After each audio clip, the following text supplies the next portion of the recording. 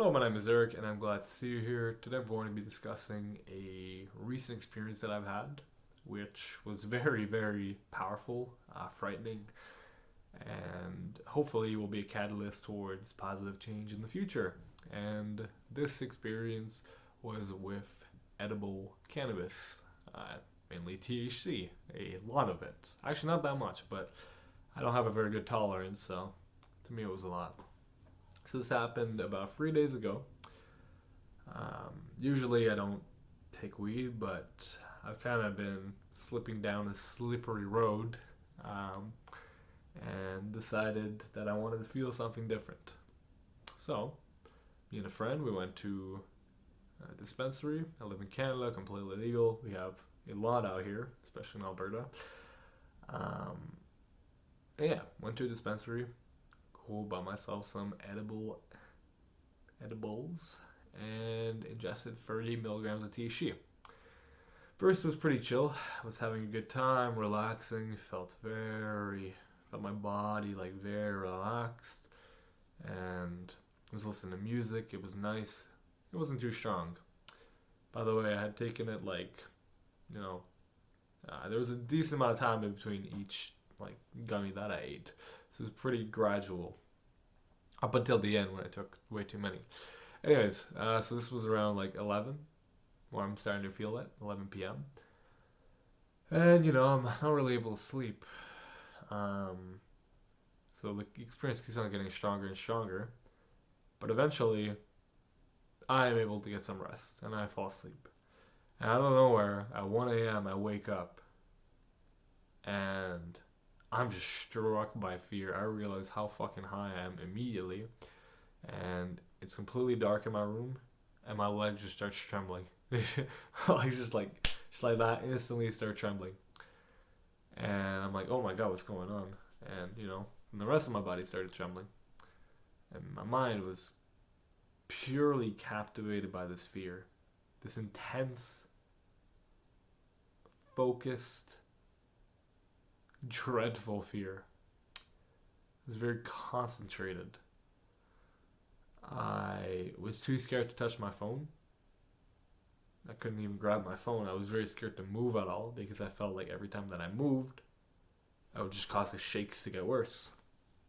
And I convinced myself that I would be paralyzed, would end up paralyzed from shaking so much, that somehow, by shaking super hard, one of my discs would pop and then would cut my spinal cord in half. That was my thinking.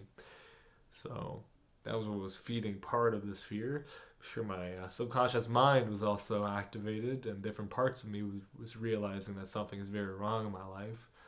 Because I don't think that a person who's very happy with their lives, who's very content, would have an experience that bad. Not from 30 milligrams.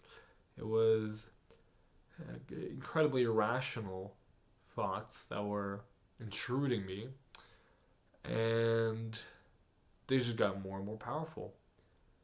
And this was all coupled with ideas about me being a failure and giving up on things that are important to me. I just quit my job recently, things like that. My future, just fear in general, not being able to, I won't be loved by anybody, things like that. That nature that really kicked in very, very hard for several minutes. By several minutes, I mean more like a couple hours. It was really awful. I did finally regain some control of my mind, and it wasn't just my amygdala completely hijacking everything. I was in a state of utter shock. I felt traumatized. And I think I was, to be honest. It was just so overwhelming. So overwhelming. I don't know how to react. And I just slept it off. But now, looking back on this whole experience, I think it's really set the tone for my past few days, where I feel completely paralyzed. Not in a physical sense, but that paralysis, which I was so afraid of, has come more in a mental sense, where I'm unable to take any action on anything because I'm allowing this experience to take control. So just gonna meditate on that for a minute. I think that's one of the important things that well, this is why I like to talk to the camera. It kind of helps me figure out things in my own mind. Um, just speaking them out loud. I guess the camera is just the excuse of that. I don't sound like I'm crazy and talking to myself, but that experience right there, I don't know if anybody else has had.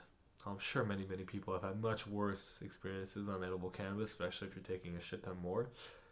But that traumatization, that pure fear, I was too scared to call the ambulance, talk to my dad or my family. I was too ashamed. And